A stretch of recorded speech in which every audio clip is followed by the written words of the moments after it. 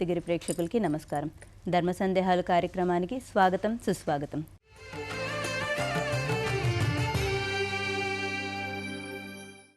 ధర్మో రక్షతి రక్షితః అంటే ధర్మాన్ని రక్షిస్తే అది తిరిగి మనల్ని రక్షిస్తుంది.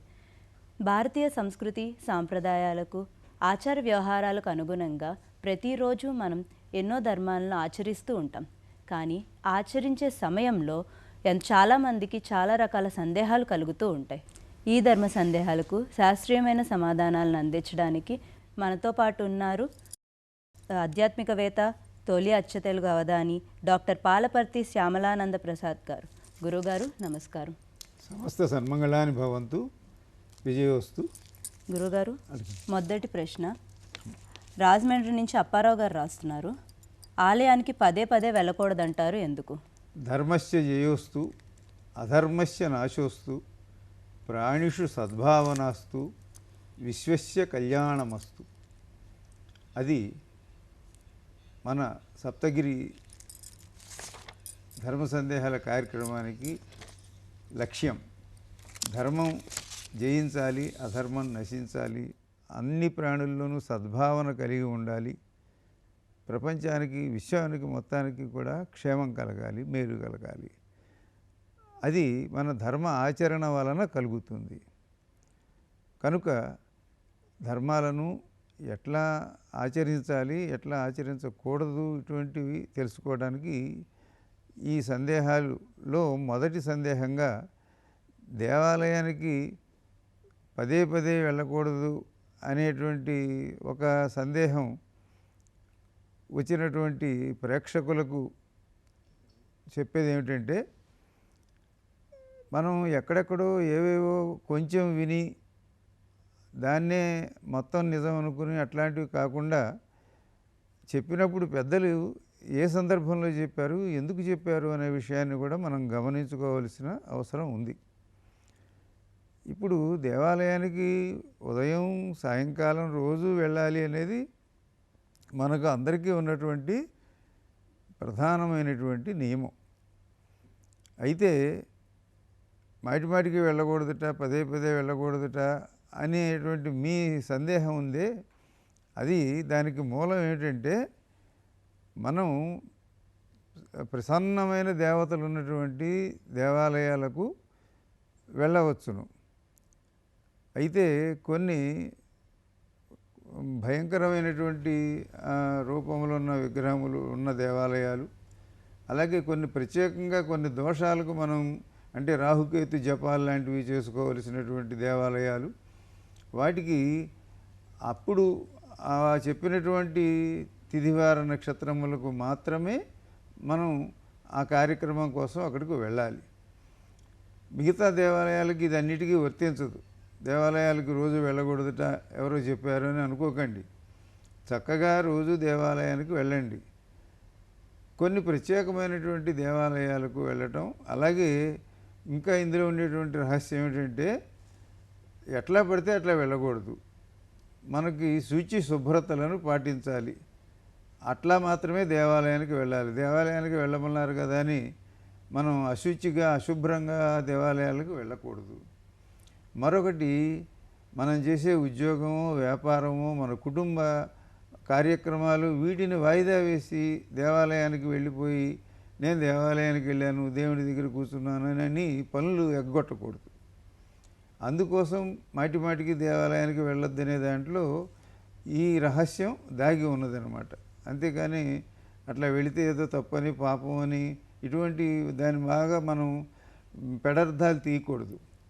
కాబట్టి మన కర్తవ్యాన్ని మనం చేస్తూ, మన బాధ్యతలు మనం నిర్వర్తిస్తూ చక్కగా దేవాలయాలకు వెళ్ళవచ్చు. కొన్ని ప్రత్యేకమైన దేవాలయాలకు ప్రత్యేకమైన సమయంలో మాత్రమే వెళ్ళాలి. ఈ విధంగా మీరు అడిగిన ప్రశ్నలో ఈ సందేహంలో ఉండేటువంటి ఈ సమాధానంలో ఉండే రహస్యాన్ని తెలుసుకోండి.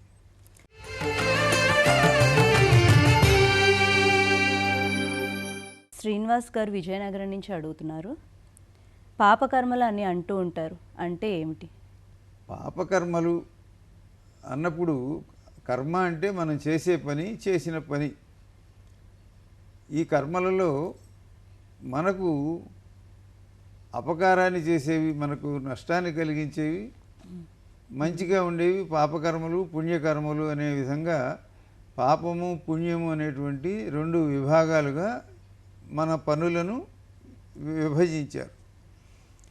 కాబట్టి మనం ఇప్పటికీ ఈ జన్మలో ఉండటానికి ముందు చాలా జన్మలు ఎత్తుంటాం. పునరపి జననం పునరపి మరణం అనే విధంగా మనం అనేక వందల వేల జన్మలు ఎత్తి ఉండవచ్చు. ఒక్కొక్క జన్మలో మనం చేసినటువంటి చెడ్డ పనులు మంచి పనుల యొక్క వాటి పరిమాణాన్ని బట్టి వాటి ప్రమాణాన్ని బట్టి మరో జన్మ వస్తుంది. ఆ జన్మలో మనం చేసినటువంటి చెడ్డ పనులు కిందటి జన్మలో చేసినటువంటి చెడ్డ పనులకు ఈ జన్మలో ఏం అనుభవించాలి అని దాన్ని ప్రారబ్ధ కర్మములు అంటారు. అంటే గత జన్మలో మనం చేసి అవి మనం ఈ జన్మలోకి తెచ్చుకున్నాం అన్నమాట. కాబట్టి ఈ జన్మలో మనం ఏమైనా చేసామంటే అవి ముందు జన్మలోకి వెళ్తాయి అనే ఒక భయం కూడా మనం పెట్టుకోవాలి. చేస్తే ఏం కాదు, మనం పోగానే అన్నీ పోతాయి అనుకోకండి.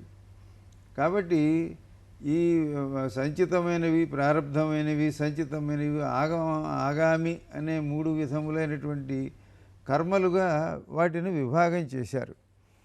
కాబట్టి గత జన్మలలో మనం చేసినటువంటివి మంచి పనులు చెడ్డ పనులు.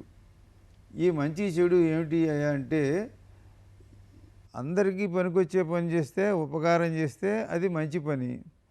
ఇతరులను ఇబ్బంది పెట్టేది బాధ పెట్టేది అపకారం చేసేది ఇటువంటివి చెడ్డ పని. ఆ చెడ్డ పని వలన మనకు మన కొన్ని పాపము అనే పేరుతోటి మనకు రాబోయేటువంటి జన్మలో అనుభవించాల్సిన దుఃఖాలు కష్టాలు రోగాలు ఇవన్నీ ఏర్పడతాయి అన్నమాట. కాబట్టి దానిని మనం దృష్టిలో పెట్టుకుని కర్మను పాపకర్మ అని ఎందుకంటారు అంటే వెంటనే పుణ్యకర్మ కూడా ఉంటుంది అని అర్థం అన్నమాట. ఏ పనైనా ఎట్లయినా చేయొచ్చు అని అనుకోకండి. ఆ దానికి విభాగం ఉన్నది. నువ్వు చెడ్డ పని చేస్తే దాన్ని పాపకర్మ అంటారు, మంచి పని చేస్తే దాన్ని పుణ్యకర్మ అంటారు. ఈ పాప పుణ్యాలు కూడబెట్టుకోవలసి ఉంటుంది. ఇవి మళ్ళీ రాబోయే జన్మలో వీటిని అనుభవించవలసి ఉంటుంది అనే దానికోసం పాపకర్మ అని అంటారు. కాబట్టి పాపకర్మ అనేది ఉంటుంది అంటే మనం చేసే పనిలోనే చెడ్డ పని పాపకర్మ, మంచి పని పుణ్యకర్మ. తర్వాత ప్రశ్న గురువుగారు, పార్వతి గారు నల్గొండ నుంచి అడుగుతున్నారు. పార్వతీదేవి హనుమంతుడిని ఎందుకు అడ్డుకున్నారు? ఇది ఒక విచిత్రమైనటువంటి ప్రశ్న. పార్వతీదేవి హనుమంతుడిని అడ్డుకోవటం అనే ఒక వాక్యంలో అసలు ఎప్పుడు అడ్డుకుంది, ఎందుకు అడ్డుకుంది, ఏం అడ్డుకుంది ఇవన్నీ కూడా ప్రేక్షకులకు తెలియవలసి ఉన్నది. సప్తగిరి దూరదర్శన్ ప్రేక్షకులు ఈ చిన్న మాట వెనకాలండే ఒక కథ వినండి. ఏమంటే హనుమ సీతమ్మను చూడటానికి వెళ్ళినప్పుడు అక్కడ అశోకవనంలో ఆ చెట్లను పాడి చేశాడు. ఆ పండ్లు కాయలు తినటం కోసం వాటి కోసం అక్కడంతా ఆయన కొంచెం అల్లరి చేశాడు. అప్పుడు వృక్షములన్నీ కూడా ఈశ్వర స్వరూపము అని మనకు నమ్మక చమకాలు చెబుతూ ఉంటాయి. నమ వృక్షేభ్య అని చెబుతూ ఉంటాయి. అందువలన పార్వతీదేవికి కోపం వచ్చింది. కోపం వచ్చి ఈ వృక్షాలని పాడు చేస్తున్నాడు, కాయలు పళ్ళు ఇవన్నీ పాడు చేస్తున్నాడు హనుమ అని అంటే అప్పుడు ఈశ్వరుడు అతడు నా అంశతోనే జన్మించాడు, అమ్మవారు కనపడిన ఆనందంలో అతడు ఇట్లా చేస్తున్నాడు, కాబట్టి అతన్ని హనుమను శిక్షించండి అని అమ్మ పార్వతి అడ్డుకోమని చెప్పింది. పరమేశ్వరుడితో చెప్తే ఆయన ఈ సమయంలో అక్కర్లేదు అన్నాడు. అలాగే మరొకటి పట్టాభిషేక సమయంలో అమ్మవారు సీతమ్మ ఒక హారాన్ని హనుమకు బహుమానంగా ఇస్తే ఆ హారాన్ని పళ్ళతో కొరికి అందులో వజ్రాలను వీటినన్నింటిని ముక్కలు చేస్తే ఎందుకు అట్లా పాడి చేస్తున్నావు అంటే వీటిల్లో ఎక్కడైనా రాముడు కనిపిస్తాడేమోనని చూస్తున్నాను అని చెప్పాట ఆయన. అటువంటి సమయంలో కూడా పార్వతీదేవి అడ్డుకోబోయిందని లోకంలో ప్రచారంలో ఉన్న కథలు ఇవి. మొత్తం మీద భక్తుడు అతని యొక్క గొప్పతనం వీటన్నిటిని గురించి తెలియజేయడానికి ఇటువంటి కథలు వాల్మీకి రామాయణంలో లేకపోయినప్పటికీ లోకంలో మనని మనం సంస్కరించుకోవడానికి ఎన్నెన్నో వ్యాప్తిలో ఉంటాయి. ఆ విధంగా హనుమ పార్వతీదేవిని పార్వతీదేవిని హనుమ అడ్డుకోవటం అనేటువంటి దాంట్లో ఉండే కథా రహస్యం ఇది. కాబట్టి హనుమ ఈశ్వరాంశతో పుట్టాడు కనుక ఈశ్వరుడు ఎప్పటికప్పుడు ఇతను ఈ సమయంలో ఇందుకోసం చేశాడు, భక్తి రామభక్తి చాలా గొప్పది అని ఆయనే చెప్పి ఉన్నాడు. కాబట్టి మనం చేసేటువంటి తప్పులు పొరపాట్ల వెనకాల ఉండే నేపథ్యాన్ని కూడా పార్వతీ పరమేశ్వరులు గమనిస్తూ ఉంటారని తెలుసుకోవాలి. అందుకని పార్వతీదేవి హనుమను అడ్డుకోబోయింది అనేటువంటి ఈ ప్రశ్నలో ఉండే రహస్యం ఇది.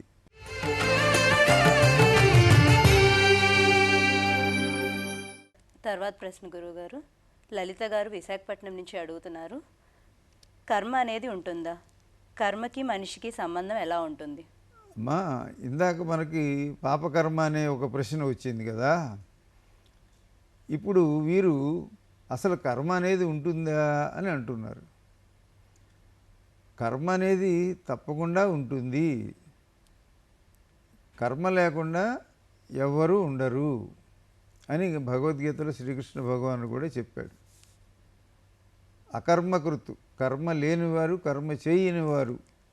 కర్మ అనగానే ఒక పని, ఆ పనిని మన కోసం మనం చేసుకుంటాం, మన చుట్టూ ఉన్న వాళ్ళ కోసం చేస్తాం, సమాజం కోసం చేస్తాం. ఇట్లా ఏమైనా ఎవరు కాళ్ళు చేతులు కదలకుండా, కనురెప్పలు కూడా వేయకుండా విగ్రహంలాగా బొమ్మలాగా అట్లా ఎక్కడ ఎవరు ఉండటం కుదరదు. కాబట్టి మనం అనేకమైనటువంటి పనులు చేస్తూ ఉంటాం. నిద్రపోవటం దగ్గర నుంచి, నిద్ర లేవటం దగ్గర నుంచి అనేకమైనటువంటి కార్యక్రమాలు మనం చేస్తూ ఉంటాం కదా. ఈ చేసే వాటి వలన మనకు కొన్ని ఫలితాలు వస్తూ ఉంటాయి. మనం ఇతరులను ఇబ్బంది పెట్టామా, ఇతరులను బాధ పెట్టామా, ఇతరుల సొమ్ము దొంగిలించామా, ఇటువంటి కొన్ని చేయకూడని పనులు కనుక మనం చేసినట్లయితే వాటి వలన మనకు పాపము అనేటువంటి ఒక మచ్చ ఏర్పడుతుంది. కనుక తప్పకుండా కర్మ అనేది అందరము చేయవలసిందే అని శ్రీకృష్ణ పరమాత్ముడు గీతలో, నాకు చేయవలసిన అవసరం ఏమీ లేదు, నేను భగవంతుడిని, అయినా ఎందుకోసం చేస్తున్నానయ్యా అంటే మీ అందరికీ ఆయనే చేస్తున్నప్పుడు మనం చేయకపోతే ఎట్లా అనేటువంటి ఒక స్ఫూర్తి కలగటం కోసం నేను కూడా మీతో పాటు అన్ని పనులు చేస్తున్నానయ్యా అని చెప్పాడు ఆయన. అది అంటే భగవంతుడు, పరమాత్మ, పరబ్రహ్మము తాను మనందరి చేత పనులు చేయించడం కోసం తాను కూడా చేస్తున్నట్లుగా ఈ మనకి కథాభాగములన్నీ, పురాణములు ఇవన్నీ కూడా చెబుతూ ఉంటాయి. కనుక తప్పకుండా అందరికీ కర్మ అనేది ఉంటుంది. ఎవరి కర్మ అంటే ఎవరికి నిర్ణయించబడిన, నిర్దేశించబడిన ఆ పనిని చక్కగా తప్పకుండా చేయాలి, చేస్తే సత్ఫలితాలు వస్తాయి. అది వదిలేసి ఇంతకంటే ఇంకో మంచి పని అనుకుని దానికి వెళ్తే దానికి సత్ఫలితం రాదు. మనం ఏ పని చేయాలో ఆ పనిని చక్కగా చేయాలి, అప్పుడు దాని వలన మనకు సత్ఫలితం వస్తుంది. కనుక కర్మ అనేటువంటిది అందరికీ ఉంటుంది, అందరము ఆచరించాలి. వాటిని సత్కర్మలు ఆచరించాలి, దుష్కర్మలు చేస్తే బాధపడవలసి ఉంటుంది. తర్వాత ప్రశ్న లీలావతి గారు విజయవాడ నుంచి అడుగుతున్నారు, స్త్రీలతో గొడవ పడితే ఏం జరుగుతుంది? లీలావతి గారు మొత్తం మహిళా లోకం అందరి తరఫున ఈ ప్రశ్న అడిగినట్లుగా ఉన్నది. సప్తగిరి దూరదర్శన్ ప్రేక్షకులు, దేశ విదేశాల్లో ఉన్నవారు అందరూ కూడా ఈ విషయంలో ఉండేటువంటి ఆంతర్యాన్ని తెలుసుకోండి. ఏమనగా స్త్రీలతో గొడవ పడితే ఏం జరుగుతుంది అనేటువంటి ప్రశ్న వారు అడుగుతున్నారు. అంటే వారి గొడవ పడితే ఇబ్బందులు కలుగుతాయి అనేది మన వేదం చెప్తోంది, మన ఉపనిషత్తులు చెబుతున్నాయి, మన పురాణాలు చెబుతున్నాయి, అన్నీ చెబుతున్నాయి. కనుక దానిని మనం గమనించుకోవాలి. ఎవరితోనూ గొడవ పడకూడదు మనం. ముఖ్యంగా ఈ సృష్టి మొత్తంలో ప్రాణులన్నీ రెండు విభాగాలుగా ఉన్నాయి, స్త్రీలు పురుషులు అనే రెండు విభాగాలుగా. అన్ని ప్రాణులు 84 లక్షల జీవరాశులు అట్లాగే ఉన్నాయి. కాబట్టి ఈ రెండు విభాగాలుగా ఉన్నటువంటి వారి మధ్యన ఒక సమన్వయం కావాలి. లేకపోయినట్లయితే కలహాలు, మానవులం కాబట్టి మనకి భార్యాభర్తల మధ్యన గొడవలు వచ్చాయి, వాళ్ళ మధ్యన గొడవ, ఇట్లాంటివి మనం అనుకుంటూ ఉంటాం. కనుక మనకి మన వేదం ఏం చెబుతున్నది? మనందరినీ వేదానుగుణంగా జీవించమని మనకు వేద ధర్మం చెబుతున్నది. దాంట్లో వేదం ఏం చెప్తుందంటే ఎవరిని స్త్రీలను పరుషంగా మాట్లాడకూడదు, వారిని అగౌరవపరచకూడదు, అవమానపరచకూడదు, ఇటువంటి ఎన్నో విషయాలు చెప్పారు. ఆ చెప్పిన దాన్ని బట్టి మనం వారితో గొడవ పడితే ఏమవుతుందనే దానికి సహజంగా ఇళ్లల్లో ప్రత్యక్షంగా తెలుస్తూనే ఉంటుంది. అంటే మాట అనుకుంటే భార్యాభర్తల మధ్యన గొడవల వలన ఆ మనిషికి అంటే మానవుడికి తనకి మానసిక శాంతి లేకుండా పోతుంది, అశాంతికి గురి అవ్వవలసి వస్తుంది. వీళ్ళ వలన ఇంట్లో ఉండే పిల్లలు కానీ వీళ్ళ పెద్దలు కానీ వాళ్ళు కూడా మానసికంగా ఒక రకమైనటువంటి బాధను ఇబ్బందిని ఎదుర్కొనవలసి వస్తుంది అని మానసిక శాస్త్రవేత్తలు చెబుతున్నారు. ఇప్పుడు తల్లిదండ్రులు కొట్లాడుకుంటే పిల్లలు చెడిపోతారు, వాళ్ళ మనస్సుకి వాళ్ళు మానసికంగా బాగా దెబ్బతింటారు, వాళ్ళ తెలివితేటలు దెబ్బతింటాయి, ఇవన్నీ కూడా చెబుతున్నారు. కాబట్టి ముఖ్యంగా భార్యాభర్తలు తాము వాళ్ళు ఏదైనా ఒక విషయాన్ని సమన్వయపరుచుకోవాలి తప్ప ఘర్షణ పడకూడదు. అట్లాగే నేను పురుషాహంకారంతో భర్త భార్యను అవమానపరచడం కానీ తక్కువ చేయడం కానీ ఇట్లాంటివి చేస్తే దాని ప్రభావం మొత్తం కుటుంబం మీద ఉంటుంది, చేసిన వ్యక్తి యొక్క మనస్సు మీద కూడా ఉంటుంది అనే విషయాన్ని తెలుసుకోవాలి. ఇట్లా మరి కొంతమందిని కూడా అంటే వృద్ధులు తల్లిదండ్రులతో గొడవపడిన ఇక్కడ మహిళలతో అంటే కేవలం భార్యాభర్తలనే కాదు, ఎవరైనా కూడా వారు వృద్ధులను ఇబ్బంది పెట్టినా అలాగే పిల్లల్ని బాధ పెట్టినా ఎవరినైనా సరే పురుషులు స్త్రీలను ఆయా సందర్భములలో వారిని ఇబ్బంది పెట్టినట్లయితే బాధ పెట్టినట్లయితే వారికి ముందు మానసికంగా ఒక శాంతి లేకుండా పోతుంది. దాంతో వారికి వారి రంగాల్లో తెలియకుండా వారు వెనకబడవలసి ఉంటుంది. ఇత్యాది ఎన్నో కారణములు దృష్టిలో పెట్టుకుని మన వేదోపనిషత్తులు అలాగే మనుస్మృతి లాంటి ధర్మశాస్త్ర గ్రంథాలు కూడా తప్పకుండా ఎవరితోటి ఈ మహిళలతోటి కలహం ఉండకూడదు అని చెప్పారు. కాబట్టి ఎత్ర నార్యస్తు పూజ్యంతే రమంతే తత్ర దేవతాః లాంటి ఒక సూక్తుల లాంటి వాటితోటి ఎక్కడ స్త్రీలను గౌరవిస్తే అక్కడే దేవతలు ఉంటారు అంటే అర్థం, వాళ్ళని గౌరవించకపోతే అక్కడ రాక్షసులు ఉంటారని అర్థం అన్నమాట. అదే రాక్షసత్వం మనని అనేక విధాలుగా చెడగొడుతుందన్నమాట. కనుక తప్పకుండా ఈ సృష్టి మొత్తం స్త్రీ పురుషమయం కాబట్టి పురుషులు తమకుండే శారీరకాది బలముల చేత మహిళలను ఇబ్బంది పెట్టరాదు.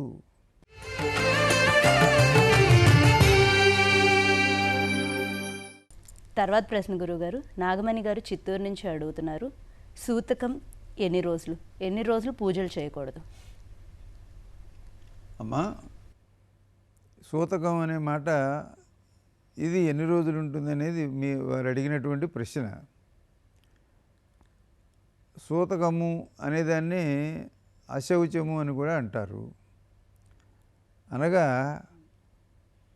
మన ఇంట్లో ఎవరైనా ఒక ప్రాణి జన్మించిన ఒక ప్రాణి మరణించిన దాని ప్రభావం మొత్తం కుటుంబం మీద ఉంటుంది అని మనకు మన ధర్మశాస్త్రం చెబుతున్నది, మన వేదం చెబుతున్నది. మరణించినప్పుడు మాత్రమే కాదు, జన్మించినప్పుడు కూడా ఉంటుంది.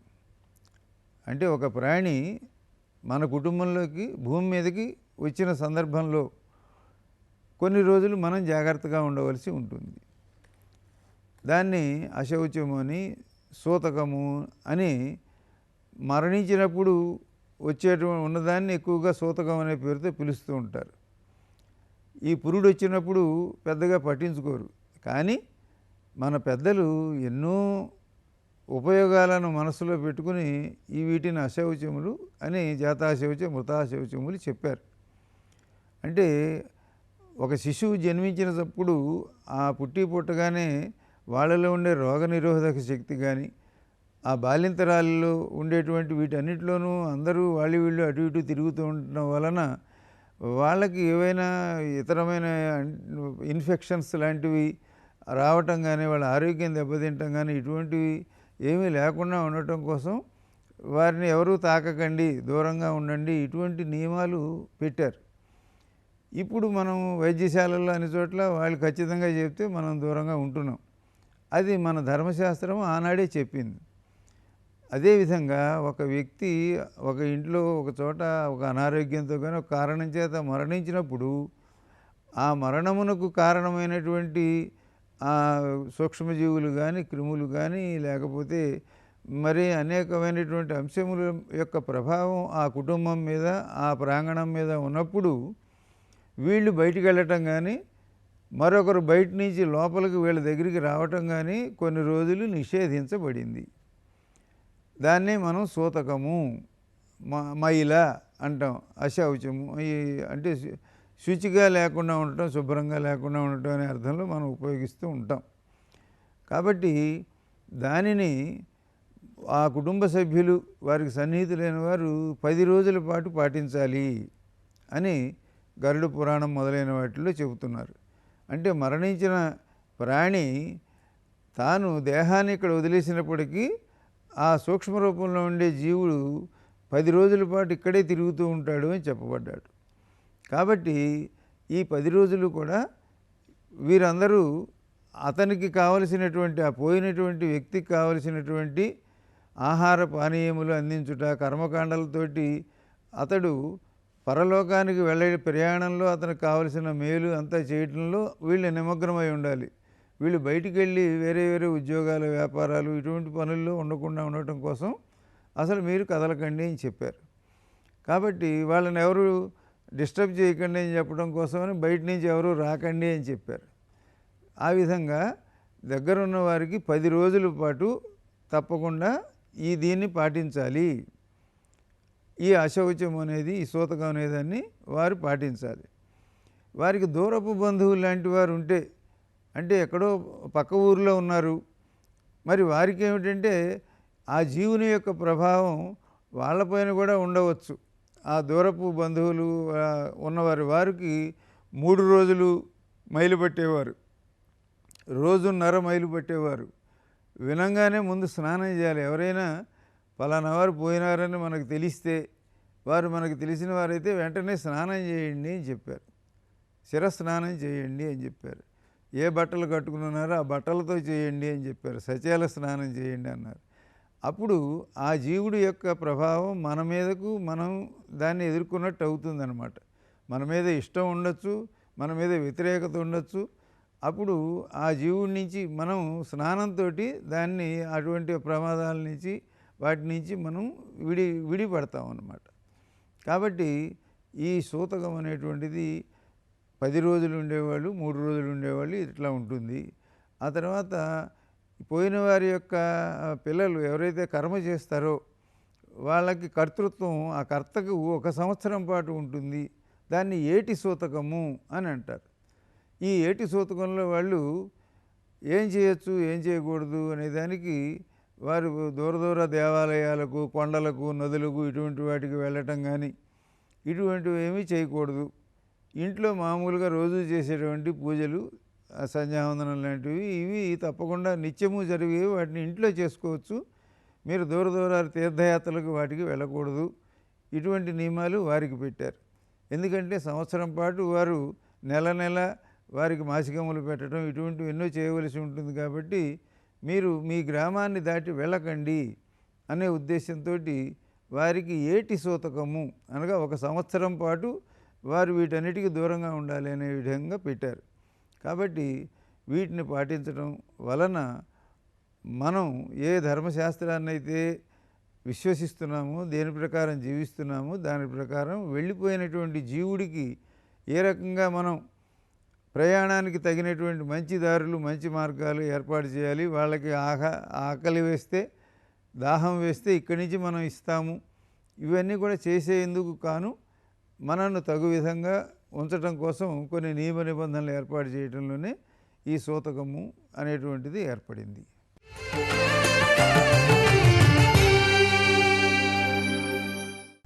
లక్ష్మి గారు ఏలూరు నుంచి అడుగుతున్నారు, పూజ గదిలో విగ్రహాలు పెట్టాలంటే నియమాలు ఏంటి, అవి ఎంత సైజులో ఉండాలి? ఇది కూడా మంచి ప్రశ్న అడిగారు. మన అందరి ఇళ్లలోనూ పూజ గదులు ఉండాలని, మనం పూజలు చేయాలని రోజు చేయటం ఇటువంటివి యథాశక్తిగా చాలా అందరూ చేస్తూ ఉంటారు. అయితే మనం నిలువెత్తు విగ్రహం తీసుకొచ్చి అక్కడ పెడితే చాలా గొప్పవాళ్ళం అయిపోతాం మనం అని అనుకుని కొంతమంది అంటే దేనికి అతి సర్వత్ర వర్జయేత్ అని చెప్పారు. అంటే భక్తి అన్నాం అనుకోండి, అతి భక్తి, ఇట్లా ప్రతిదానికి అతి అనేది కలుస్తుంది. అతి వలన ఎక్కడైనా ఇబ్బంది అవుతుంది. అందుచేత మనం విగ్రహములను మన ఇంట్లో పెట్టుకునేటప్పుడు వాటికి విగ్రహాన్ని ఎప్పుడైతే పెట్టామో ఆ పెట్టే విగ్రహాన్ని బట్టి దానికి ప్రాణప్రతిష్ఠ కూడా జరుగుతుంది. అంటే లోహ విగ్రహాలు, శిలా విగ్రహాలు, శిలా విగ్రహాల్లో మధ్యలో ఖాళీ ఉండకుండా అంటే గొల్ల లేనటువంటివి, అటువంటి కఠినమైన శిల, ఆ శిలలో కూడా ఆరాధనకు పూజకు పనికొచ్చే శిలలు వేరుగా ఉంటాయి. అటువంటి శిలతో చేసినటువంటి శిల్పాన్ని, ఆ విగ్రహాన్ని మన ఇంట్లోకి తెచ్చి మనం పూజ గదిలో పెట్టినప్పుడు దానికి మనం ప్రాణప్రతిష్ఠ చేసినట్లు అవుతుంది. ఎప్పుడైతే ప్రాణప్రతిష్ఠ అయిందో మనలాంటిదే అయిపోతుంది. కాబట్టి మనం దానికి నైవేద్యం పెట్టి, దానికి ఆకలిస్తుంది ఆ విగ్రహానికి, ఆ లోపల ఉన్నటువంటి స్వామివారికి అమ్మవారికి నైవేద్యం పెట్టి మనం తినాలి, వారికి పెట్టి మనం తింటూ ఉండాలి. అలాగే వారికి మంచినీళ్ళు ఇవ్వాలి, వారికి అన్ని రకాలైనటువంటి ఉపచారాలు, స్నానం మొదలైనవన్నీ చేయించాలి. షోడశోపచార పూజ విధానం అంతా అందుకోసం ఏర్పడింది. కాబట్టి మన ఇంట్లో ఉండేటువంటి ఆ విగ్రహాన్ని పూజ గదిలో పెట్టంగానే గొప్ప అయిపోయింది, ఒక ప్లాస్టిక్ దండ వేసి మా ఇంట్లో దేవుడికి పూజ పెట్టేసాం, పూలు పెట్టేసామని ఒక కరెంట్ లైట్ ఎప్పుడు వెలిగే లైటు పెట్టి ఇటువంటి వాటితోటి చాలా గొప్పగా చేస్తున్నాం అని అనుకోకండి. నిత్యము దీపారాధన చేయటము, నిత్యము అగరవత్తి వెలిగించటము, తాజా పూలు ఆ రోజు పూసిన పూలతో దండ వేయటం.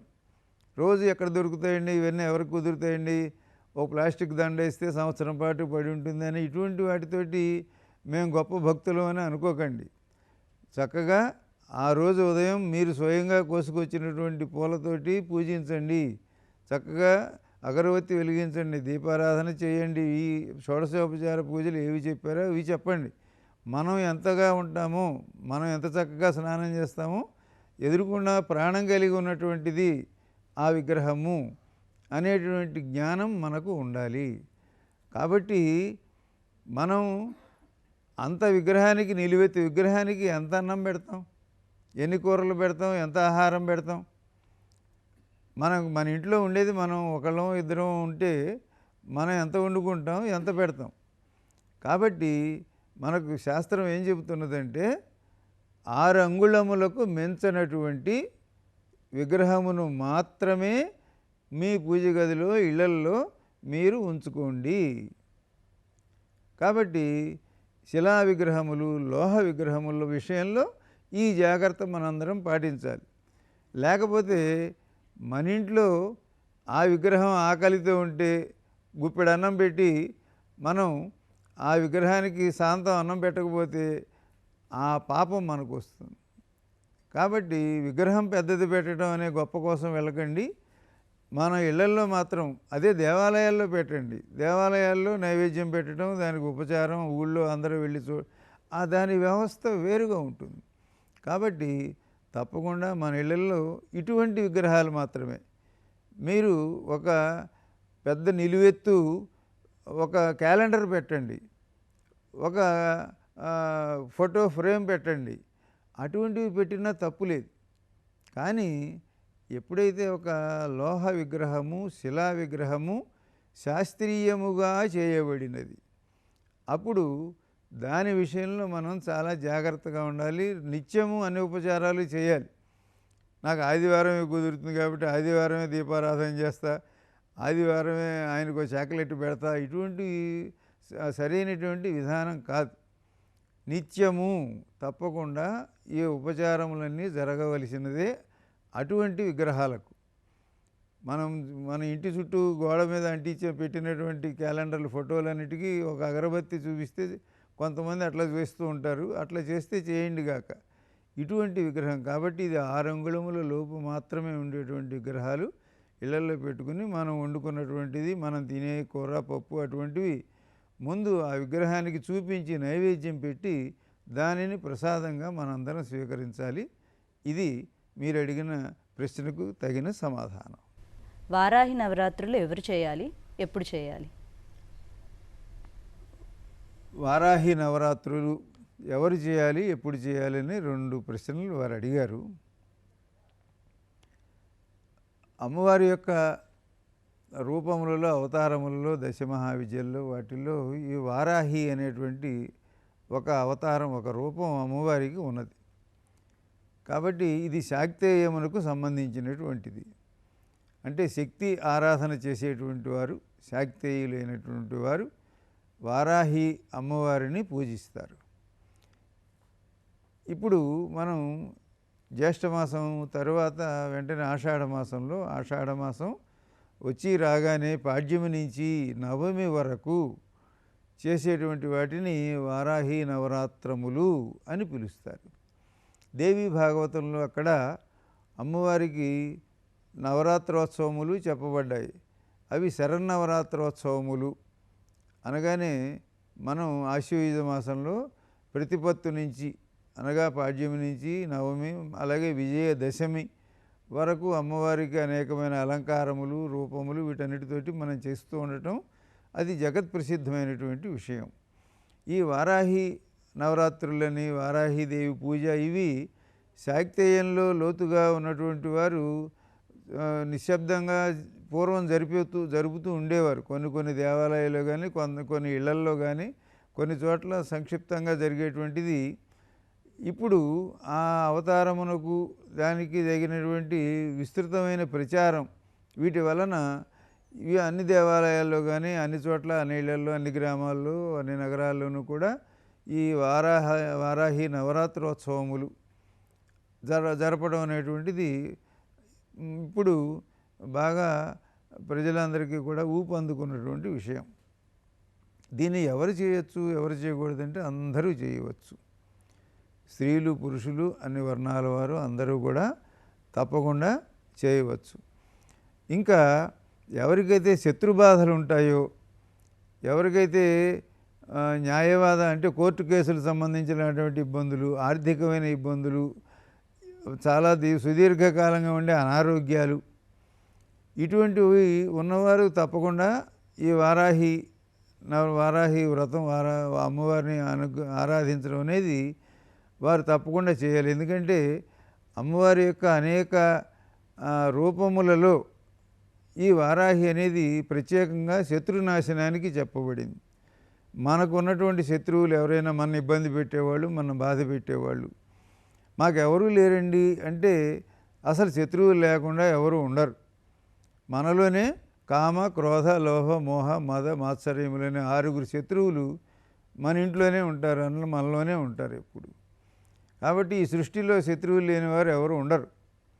కనుక ఈ శత్రువులందరినీ జయించేటువంటిది, అలాగే బయట మనకి చిన్న చిన్న తగాదాలతో ఏర్పడే శత్రువులు ఉంటారు అటువంటివి, అలాగే అనారోగ్యాలు, ఈ శరీరానికి మన పూర్వజన్మ కర్మను బట్టి మనకి ఏవో అనారోగ్యాలు ఉంటాయి. ఆ బాధలు వాటిని నివారించుకునేటువంటివి, అంటే శాంతం తీసేయకపోయినా తట్టుకునే శక్తి అయినా కావాలి మనకి.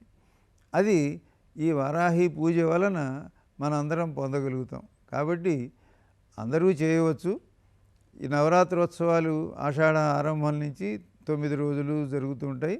తప్పకుండా అందరూ అమ్మవారి యొక్క అనుగ్రహం చేత ఆయురారోగ్య భోగభాగ్యాలు పొందవచ్చు. శత్రు బాధల నుంచి, ఆర్థికమైన రుణ బాధలు మొదలైన వాటి నుంచి అన్నిటి నుంచి కూడా బయటపడవచ్చు.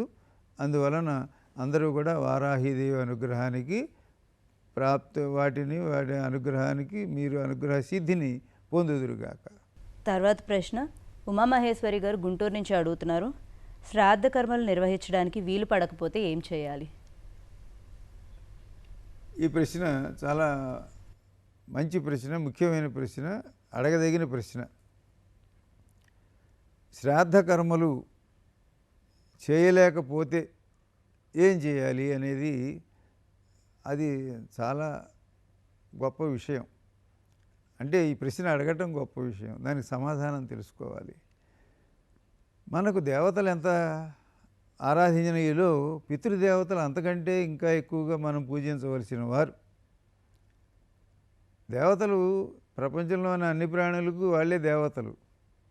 కానీ మన పితృదేవతలు మనకే పితృదేవతలు. ఎవరు పితృదేవతలు వాళ్ళకు ఉంటారు. కాబట్టి మన పితృదేవతలకు కష్టం కలగకుండా చేసేటువంటి బాధ్యత మనది. వారు మనని పుట్టినప్పుడు వాళ్ళు ఎంత కష్టపడి మన ఎంత బాగా పెంచారో, ఎంత పెద్ద చేశారో, మన కోసం ఎన్ని కష్టాలు పడ్డారో, అటువంటి వారు పరలోకమునకు వెళ్ళిన తరువాత, పితృలోకాలకు చేరుకున్న తరువాత కూడా ఇక్కడి నుంచి మనం వారి యొక్క కష్టసుఖాలను గమనించవలసి ఉన్నది అని మన ధర్మశాస్త్రములు చెబుతున్నాయి, మన వేదం చెబుతున్నది. కనుక తప్పకుండా అంటే వారికి ఏం చెప్పారంటే జీవతో వాక్యకరణాత్తు, తల్లిదండ్రులు జీవించి ఉండగా పిల్లలు ఎట్లా ఉండాలి అంటే వారు చెప్పిన మాట వినండి, వారు చెప్పినట్టు చేయండి. అది ఒకటి తప్పకుండా పిల్లల బాధ్యత అన్నమాట. జీవతో వాక్యకరణాత్తు. ఆ తర్వాత వారు ప్రత్యబ్దం భూరి భోజనాత్తు. ప్రతివారు ఎవరైనా మరణించవలసిందే కాబట్టి మరణించిన తర్వాత ఉన్న పిల్లలు ఏం చేయాలి అంటే వారు ఏ తిథి నాడు పోయినారో ప్రతి సంవత్సరము ఆ తిథి నాడు వీలైనంత ఎక్కువ మందికి భోజనం పెట్టాలి. అప్పుడు వాళ్ళందరూ కూడా ఊళ్ళో ఉన్న వారందరూ గ్రామస్తులు కానీ ఇతర గ్రామాల నుంచి వచ్చిన వారందరూ ఇవాళ ఏమిటయ్యా వాళ్ళ ఇంట్లో భోజనాలు అంటే పలానా వారు ఇవాళ పోయిన తిథి అని ఆయన పేరు చెప్పుకుంటారు. పోయినవారు ఆయన ఆవిడ ఆ పేరు చెప్పుకోవటం వలన వాళ్లకు పైన ఉత్తమోత్తమ లోకాలు వారికి లభిస్తాయి. వారికి ఎంతో ప్రయోజనకరంగా ఉంటుంది. ఇక్కడ వారి గురించి మంచిగా ఎవరు చెప్పుకుంటారో, మంచి పేరు, వారి వలన ఇవాళ మనం భోజనం చేస్తున్నాం అని అందరూ అనుకుంటారు. వాళ్ళు పేదలు వారు వీరు అని కాదు, అందరికీ పెట్టండి భోజనం అన్నారు. మీరు పెట్టగలిగినంత మందికి పెట్టండి. వీళ్ళందరూ కూడా వారిని తలుచుకుంటారు, వారికి ఆ లోకంలో క్షేమం కలుగుతుంది అన్నారు. ఇది శ్రాద్ధ కర్మలు అన్నమాట. శ్రద్ధగా జరిపేవి కాబట్టి దీనికి శ్రాద్ధము అని పేరు. మనం దేవుడి పూజలు చేసేప్పుడైనా కొంచెం అశ్రద్ధగా చేయొచ్చు, కానీ పితృదేవతలకు మాత్రం శ్రద్ధగానే చేయాలి. అంటే కాఫీ తాగి టిఫిన్ చేసి మనం సత్యనారాయణ వ్రతం చేయొచ్చు, కానీ పితృకార్యములకు మాత్రం మనం కాఫీ తాగటం, టిఫిన్ చేయటం ఇటువంటివి లేకుండా అంత జాగ్రత్తగా ఉండాలి, అంత శ్రద్ధగా ఉండాలి అని మన ధర్మశాస్త్రం చెబుతున్నది. కాబట్టి శ్రద్ధగా చేసేది కనుక శ్రాద్ధము అయిందనమాట. ఆ శ్రాద్ధ కర్మను చేసే అవకాశం ఇప్పటి జీవన విధానాన్ని బట్టి కుదరటం లేదు. కొంతమంది విదేశాలకు వెళ్ళిపోయేవాళ్ళు, దూరంగా వెళ్ళిపోయేవాళ్ళు, ఇంకా వాళ్ళకి శారీరక అనారోగ్యాలు, ఉద్యోగ బాధ్యతలు, ఇటువంటి అనేక కారణాల వలన శ్రాద్ధకర్మ చేయలేకపోతే దానికి ఏమిటి పరిష్కారం అనేదానికి చివరికి ఏం చెప్పారంటే దక్షిణ దిక్కుకు తిరిగి ఆకాశం వంక చూసి ఆ రోజు తల్లో తండ్రో ఎవరి యొక్క శ్రాద్ధకర్మ జరగవలసి ఉన్నదో అది చేయలేకపోవటానికి గురించి చేతులు పైకెత్తి దుఃఖపడుతూ, నాన్న నేను ఈరోజు నాకున్న పరిస్థితిని బట్టి నేను చేయలేకపోతున్నాను, నన్ను క్షమించు అని కనీసం చిట్ట చివరి మార్గంగా అది చెప్పారనమాట.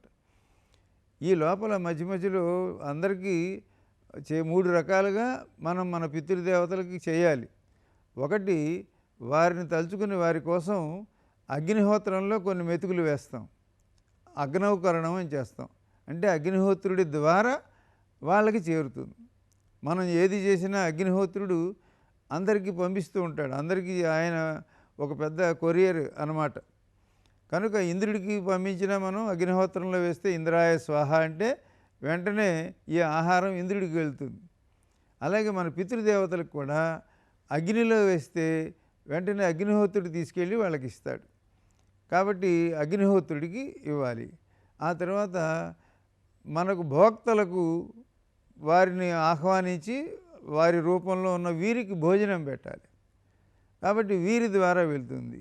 ఆ తర్వాత పిండ రూపంలో మనం తీసుకువెళ్ళి ఒక ఆవుకి కానీ ఒక నదిలో కానీ దాన్ని కలపటం ద్వారా ఆ నదిలో ఉండే చేపలు మొదలైనటువంటి నదీ జంతువులు అవి స్వీకరించడం ద్వారా పితృదేవతలకు 3 దారులలో మనం ఇచ్చేటువంటి ఆహారం వెళ్తుంది. కనుక ఇది చేయటం అనేటువంటి దీన్ని అన్నశ్రార్థము అంటారు. అయితే మాకు ఇవన్నీ కుదరవండి, మా ఇంట్లో ఏమీ కూరలు లేవు, పప్పులు లేవు, అసలు చేసేవాళ్ళు లేరు, ఒక నిమిషం కూడా మాకు కుదరదు అని అంటే కనీసం ఈ కూరగాయలు ఇటువంటి ఆ బియ్యము ఈ పదార్థములతోటి ఎవరైనా ఒక ఆయన్ని పిలిచి, అయ్యా ఈరోజు మా నాన్నగారి తిథి, నేను చేయలేకపోతున్నాను అని ఆయనకి చెప్పి ఇది మీరు వండుకు తినండి వాళ్ళ చేతికి ఇచ్చి వాళ్ళ కాళ్ళు కడిగి దండం పెట్టడం అనేటువంటిది హిరణ్యశ్రార్థము అని అంటారు దాన్ని. అంటే మీరు తినటానికి ఇదిగో ఈ 100 రూపాయలు ఎట్టు పెట్టండి, ఈ కూరలు తీసుకోండి అని ఇచ్చేటువంటిది అదైనా చేయొచ్చు. అన్నశ్రాద్ధం అంత పెద్దగా చేయలేకపోయినా ఇదైనా చేయొచ్చు. లేకపోతే ఎవరికైనా పెద్దలకి నమస్కరించి ఇట్లా తక్కువగా చివరికి అసలు ఏమీ కుదరదు అంటే పెద్దగా ఏడవమన్నారు. దక్షిణ దిక్కున మన పితృదేవతలందరి దిక్కు దక్షిణ దిక్కు, పితృలోకాలన్నీ దక్షిణ దిక్కున ఉంటాయి. కాబట్టి మనం దక్షిణానికి తిరగాలి. దక్షిణానికి తిరిగి చేతులు పైకెత్తి ఆకాశం వంక చూచి వారి పేరు తలుచుకుని నేను చేయలేకపోతున్నాను అని నిజంగా ఏడవాలి. అది ఏదో మనం చిత్రీకరణ కోసం కెమెరా కోసం కాదు. అంత ఆవేదన, అంత దుఃఖంతో నేను చేయలేకపోతున్నాను, నన్ను క్షమించు అని అమ్మనో నాన్ననో ఎవరినో మనం అడగాలి. కాబట్టి శ్రాద్ధ కర్మలు చేయలేని వారు ఏం చేయాలి అనే మీరు అడిగినటువంటి ప్రశ్నకు ఇది కొంచెం ఎక్కువగా చెప్పినట్టు ఉన్నప్పటికీ అందరికీ పనికొచ్చేది కాబట్టి ఈ విధంగా చెప్పాను.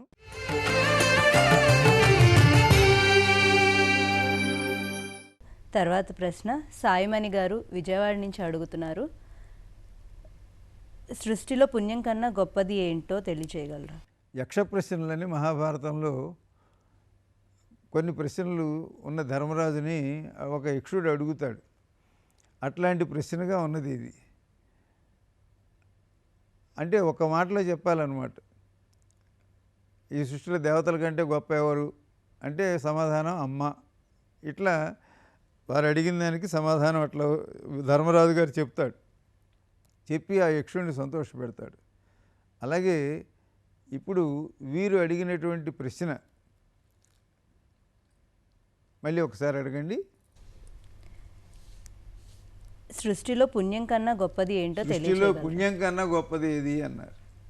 అంటే అందరూ మనం చేసే పనులు పాపం పుణ్యం ఉంటే అందరూ పుణ్యం చేయండి అంటారు కదా, ఇంతకంటే గొప్పదేమన్నా ఉందా అనేటువంటి చమత్కారమైన ప్రశ్న వారు అడిగారు. అంటే ఉన్నది మొత్తం మీద అన్నీ వెళ్ళి పుణ్యంలోనే కలుస్తాయి, పుణ్యం కంటే గొప్పది ఉందా అని అంటే ఉన్నది. అదేమిటయ్యా అంటే పరోపకారము, ఇతరులకు ఉపకారం చేయటం. అంటే మీరు పుణ్యం అంటే అక్కడ గుడి ముందు ఉన్న వాళ్ళకి చల్ల డబ్బులు వేయటం కానీ ఇటువంటి వాటితోటి పుణ్యం వచ్చేసింది అనుకుంటారేమో. అంతకంటే కూడా పుణ్యం కంటే గొప్పది ఏమిటంటే ఇతరులకు ఉపకారం చేయటము, లోకక్షేమాన్ని కలిగించేటువంటి పనులు చేయటము ఇత్యాది వాటి వలన అవి పుణ్యం కంటే గొప్పవి అనేటువంటి ఈ ప్రశ్నలో ఉండేటువంటి చమత్కారానికి సమాధానం కూడా అలాంటిదే ఉంటుందన్నమాట. కనుక మొత్తం మీద చివరికి ఏం చెప్పారంటే మళ్ళీ పరోపకార పుణ్యాయ అని చెప్పారనమాట. ఏమయ్యా ఈ లోకంలో ఏమిటి మొత్తం పురాణాల సారాంశం అంతా ఏమిటి అంటే 2 మాటల్లో చెప్పండి అన్నారు. ఒకటేమో పరోపకార పుణ్యాయ పాపాయ పరపీడనం అన్నారు. పాపం అంటే ఇతరులను బాధ పెట్టడం, పుణ్యం అంటే ఇతరులకు ఉపకారం చేయటం, పాపం పుణ్యం అంటే ఇదే అన్నారు. కాబట్టి వీరు అడిగినటువంటి ప్రశ్న పుణ్యం కంటే గొప్పది ఏంటంటే పరోపకారం అన్నమాట. కాబట్టి మనం ఉన్నంతకాలం మన చుట్టూ ఉన్నటువంటి సమస్త ప్రాణులకు, ఒక మానవులకే కాదు సమస్త ప్రాణులకు మనం యథాశక్తిగా ఉపకారం చేయటం. మనం వెళుతున్నప్పుడు పక్కింటి వారి ఈ దొడ్లో చెట్టు వాడిపోయిందనుకోండి, ఇది మనకేం సంబంధం అనుకోకుండా వెంటనే ఆ పక్కన ఒక మగ్గు నీళ్ళు ఆ మొక్కకు పోసిపోవాలి. మన చెట్టు కాదు కదా, మనకెందుకు అని అనుకోకూడదు అనమాట. ఎవరి దొడ్లో చెట్టు అయినా సరే, ఎక్కడైనా సరే అది వాడిపోయిందంటే వెంటనే నీళ్లు పోయాలి. ఇది ఈ జీవుడి యొక్క బాధ్యత అని అనుకోవాలి తప్ప, మన పని అయితేనే చేద్దాం, మన కోసమే చేద్దాం, ఇటువంటిది లేకుండా ఉండటమే పరోపకారం అంటే. కనుక అటువంటి వాటి ద్వారా పుణ్యం కంటే ఎక్కువ ఫలితాన్ని మనం పొందుతామని ఈ ప్రశ్నకు తగిన సమాధానం. చాలా చక్కగా వివరించారు గురుగారు. తర్వాత ప్రశ్న రమేష్ గారు నర్సరావుపేట నుంచి అడుగుతున్నారు. రాముడు శంభుకుని ఎందుకు చంపవలసి వచ్చింది? అమ్మా, ఇది ఒక రకంగా వివాదాస్పదంగా వినపడుతున్నటువంటి ప్రశ్న. ఇది ఉత్తర రామచరిత్ర అనగా ఉత్తరకాండలో ఉన్నది. రామాయణంలో 6 కాండలు రామ పట్టాభిషేకం వరకు ఉన్నాయి. బాలకాండ నుంచి అయోధ్యకాండ, యుద్ధకాండ వరకు ఉన్నటువంటివి 6 కాండలు. అది తర్వాత పట్టాభిషేకం తరువాత రాముని సీతారాముల మధ్యన జరిగినటువంటి ఇవన్నీ కూడా ఉత్తరకాండ అనే పేరుతోటి, ఉత్తరకాండ కూడా వాల్మీకి కృతం అని అంటారు. అది ప్రచారంలో ఉన్నది. ఈ ఉత్తరకాండలో ఎన్నో కథా విశేషాలు ఉన్నాయి. ఉన్నప్పుడు అందులో జరిగినటువంటి ఒక సన్నివేశమే ఈ శంభూక వధ అనేటువంటిది. అనగా ఒక మనిషి పేరు, అది ఒక వ్యక్తి పేరు శంభూకుడు. ఆ శంభూకుడు రామరాజ్యంలో ఒక పౌరుడు. అతడు ఆ శంభూకుడిని రాముడు చంపాడు. అంటే రాజుగారు ఒక పౌరుణ్ణి చంపాడు. ఇది ఇట్లా ఎందుకు జరుగుతుంది, ఎందుకు జరిగింది? ఒక పౌరుణ్ణి ఒక ప్రభు, ఒక రాజు చంపవచ్చునా? ఎందుకు చంపుతాడు? ఎందుకు, ఏం జరిగింది అంటే, వాళ్ళు నేరస్తులైనప్పుడు, అటువంటిప్పుడు ఇప్పటికి కూడా ఏ ప్రభుత్వం అయినా అటువంటి దోషులైన వారిని శిక్షిస్తూ ఉంటారు కదా. అట్లా అప్పటి యొక్క వ్యవస్థను బట్టి, అప్పుడున్నటువంటి రాజ్యాంగ నియమ నిబంధనలు వీటిని బట్టి జరిగినటువంటిదిగా ఈ కథ చెప్పబడుతూ ఉంటుంది. ఈ శంభూకుడు అనే అతడు తాను తపస్సు చేశాడు. దానికంటే ముందు ఏం జరిగిందంటే, రాముల వారి దగ్గరికి ఒక పౌరుడు, మరొక పౌరుడు, ఒక బ్రాహ్మణుడు వచ్చి, రామ ప్రభు, నా పిల్లవాడు ఒకడు ఉన్నటువంటి చచ్చిపోయాడండి అన్నాడు. అంటే అది ప్రభుత్వ నేరం కిందకు వస్తుందన్నమాట. అదేమిటి, వాళ్ళ అబ్బాయి చచ్చిపోతే రాజుగారు ఏం చేస్తాడు దానికి అంటే, రాజు యొక్క రాజ్యంలో జరిగినటువంటి పొరపాట్ల వలన ఇటువంటి అధర్మాలు జరుగుతూ ఉంటాయని అర్థం అన్నమాట. కాబట్టి ఏదైనా ఎవరికి చెప్పుకోవాలంటే రాజుగారికే చెప్పుకోవాలి. మహారాజా, ఇప్పటి యుగధర్మం ప్రకారం తల్లిదండ్రులు బతికుండగా పిల్లలు పోకూడదు, ఇది యుగధర్మం. కానీ నేను బతికుండగా పిల్లాడు పోయినాడు, కాబట్టి దీనికి నువ్వే కారణం. రాజ్యం అంతా ఎక్కడెక్కడ ఏం జరుగుతుందో అన్నీ నువ్వే చూసుకోవాలి. ఏ ఊళ్ళో ఎవరు ఏ వ్యక్తి పొరపాటు చేసినా అది నీకే చెందుతుంది. కాబట్టి రాజానుమతో ధర్మ అన్నారు కనుక, ఇట్లా నా పిల్లవాడు, నా కుమారుడు మరణించాడయ్యా అని ఆయన దుఃఖపడుతూ చెప్పాడు. వెంటనే రాముడు మొత్తం రాజ్యంలో ఎక్కడెక్కడ ఏం జరుగుతుంది అని వెంటనే గూఢచారులు వీళ్ళందరినీ అంటే, ఒకచోట ఈ శంభూకుడు అనేటువంటి వ్యక్తి తపస్సు చేస్తున్నాడండి అని చెప్పారు. అనగా శంభూకునికి వేరే విధి నిర్ణయించబడింది. అంటే ఒక్కొక్కరికి ఒక్కొక్క విధి నిర్ణయించబడిన దాంట్లో ఈ శంభూకుడు తాను ఎంత గొప్ప భక్తుడైనప్పటికీ తాను తన పద్ధతిలో తన భక్తిని ప్రదర్శించాలి, కానీ దానికి భిన్నంగా తాను తపస్సు చేయడం అనేటువంటిది అది తన ధర్మాన్ని అతిక్రమించినట్లు అవుతుంది. అది దాని ప్రభావం రాజ్యం మీద పడుతుంది. దాని ప్రభావం మొత్తం సమాజం మీద పడుతుందన్నమాట.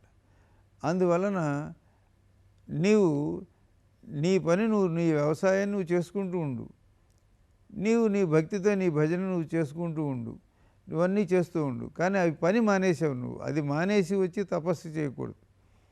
ఎవరూ కూడా మనం మన పని మానేసి మనం దేవాలయానికి వెళ్ళకూడదు. మన పని చేసుకుంటూ దేవాలయానికి వెళ్ళాలి. కనుక నీవు పూర్తిగా తపస్సు చేయటం అనేది నీ ధర్మం కాదు. కానీ నువ్వు అట్లా చేయటం వలన ఏంటంటే నువ్వు నీ ధర్మాన్ని తప్పటం వలన, అంటే వెళ్ళకూడని దారిలో నువ్వు వెళ్ళటం వలన ఎదురుకుండా వచ్చేవాడిని నువ్వు కొట్టి ఈ ప్రమాదం జరిగినట్లు అయిందనమాట. అందువలన ఈ దోషాన్ని తొలగించాలంటే అనే ఉద్దేశంతో ఆ రాముడు శంభూకుణ్ణి సంహరించాడు అని మనకు అందులో ఉండేటువంటి ఒక కథాభాగం. కనుక ఎవరైనా మన ధర్మం మానేసి నేను ఇంకోటి ఏదో చేస్తాను, గొప్ప పని చేస్తానని అనుకోకండి అనేదాన్ని ఒక సంకేతంగా మాత్రమే ఈ కథాభాగాన్ని మనం తీసుకోవాలి. అంటే ఇది నిజంగా అందులో జరిగిందా జరగలేదా అనేటువంటి దానికి మనకు సంపూర్ణమైన ప్రమాణం కలిగినటువంటి అంశం కాదు. కనుక ఈ కథ ఎందుకు ఎట్లా జరిగి ఉంటుంది అంటే మనం ఎవరికి వారం మనకు నిర్దేశించబడినటువంటి కర్తవ్యములను మనం చేస్తూ ఉండాలి తప్ప అవి మాని మనం పూర్తిగా మరొక పని మీదే ఉన్నట్లయితే దానివలన సమాజం మీద ఆ ప్రభావం పడుతుందనే విషయాన్ని మనం ఇందులోంచి విశ్లేషించి తెలుసుకోవాల్సినటువంటి అంశం. ఇది శంభూ కథ సారాంశం. చాలా చక్కగా చెప్పారు గురుగారు. తర్వాత ప్రశ్న రత్న గారు పరచూరు నుంచి అడుగుతున్నారు. వర్షాకాలంలో దైవస్థానం అని వింటూ ఉంటాం, అంటే ఏంటి? వర్షాకాలంలో దైవస్థానం అనేది ఇది ఒక అరుదైన ప్రశ్న. అందరికీ కూడా పనికొచ్చేటువంటిదే దీని సమాధానం కూడా.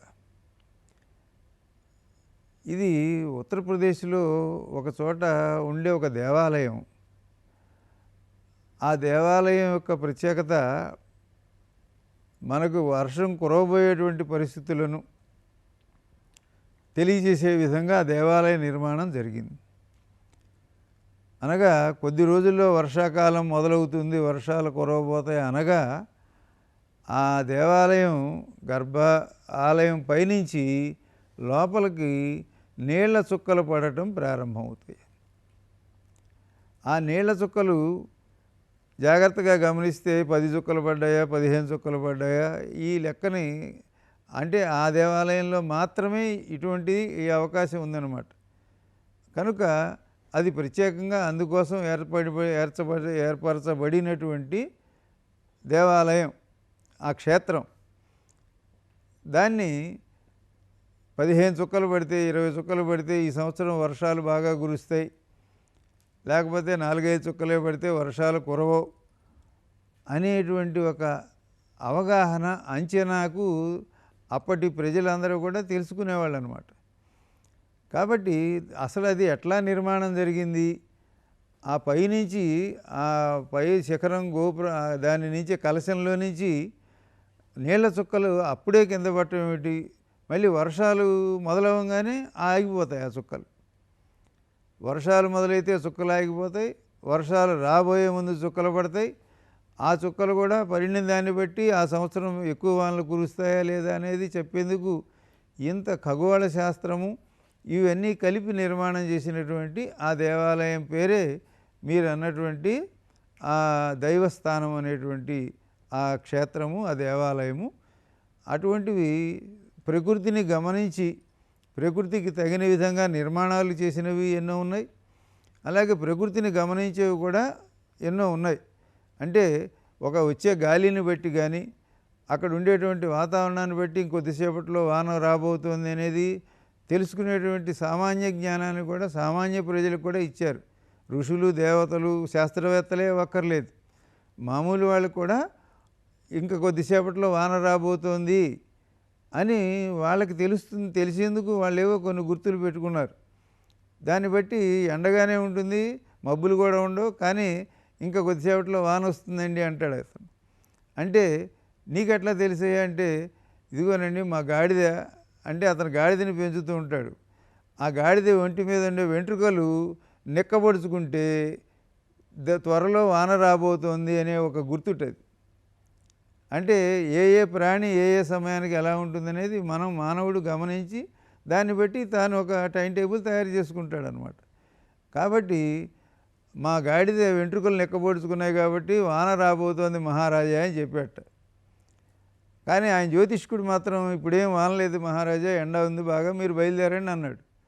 కానీ ఇతడేమో వద్దండి వాన వస్తుంది అన్నాడు. అతను ఎట్లా చెప్పాడు అంటే ఇట్లా కాబట్టి నిజంగానే అతను రాజుగారు బయలుదేరంగానే జ్యోతిష్కుడు గొప్పవాడు కాబట్టి ఆయన చెప్పినట్టు బయలుదేరాడు. కానీ కొందరు వెళ్ళంగానే వాన వచ్చింది, పెద్ద వాన.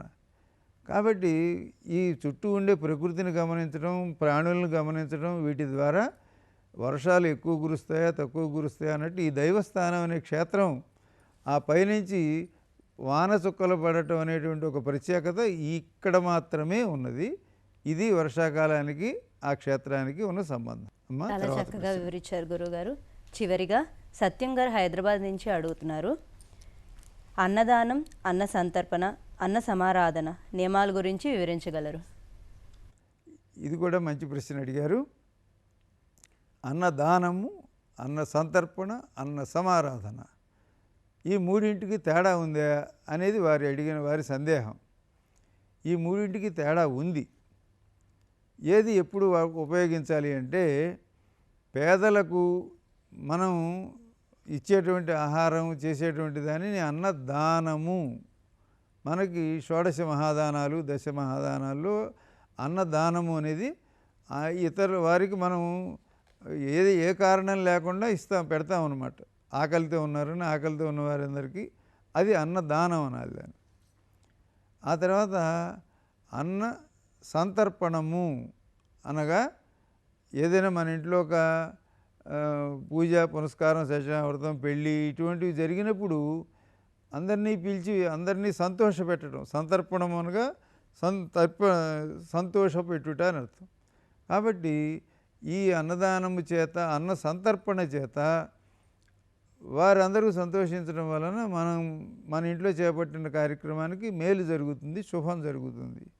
అట్లాగే అన్న సమారాధనం అనేటువంటిది పెద్ద పెద్ద దేవాలయాల్లో ఉత్సవాలు జరిగే సమయంలో కొన్ని వేల మంది, కొన్ని లక్షల మందికి భోజనాలు, పూర్వం పెద్ద పెద్ద తిరణాలు జరిగినప్పుడు మంగళగిరి తిరణాలు అక్కడ ఇక్కడ కొన్ని వేల మందికి ఎన్నో సత్రాలు ఉండేవి, ఎంతోమందికి భోజనాలు పెట్టేవారు. అటువంటి సమారాధన అవి జరిగినప్పుడు అందరూ భోజనం చేసి అమ్మయ్య వారు భోజనం పెట్టారని అనుకోవటమే మనందరికీ కూడా లాభాన్ని, క్షేమాన్ని ఇస్తుంది. కనుక ఈ మూడు అన్నం పెట్టడమే అయినప్పటికీ వాటి సందర్భాలు, వాటి యొక్క ప్రయోజనాల యొక్క ప్రమాణాలను బట్టి మూడు వేరు. కాబట్టి మనందరం అన్నదానము చేద్దాం, అన్న సంతర్పణ చేద్దాం, సమారాధన కూడా చేద్దాం. వాటి వలన సత్ఫలితాలను పొందుదాం. మీ అమూల్యమైన సమయాన్ని అందించి ప్రేక్షకులు అడిగిన సందేహాలకు చక్కగా సమాధానం ఇచ్చారు. ధన్యవాదాలు గురువుగారు. నమస్కారం. సమస్త సంగళాని భవంతు. ధర్మస్య జయోస్తు. స్వస్తి. ఇదండి ఈ వారం ధర్మ సందేహాల కార్యక్రమం. వచ్చే వారం మరిన్ని ధర్మ సందేహాలతో మళ్ళీ కలుద్దాం. అంతవరకు సెలవు. నమస్కారం.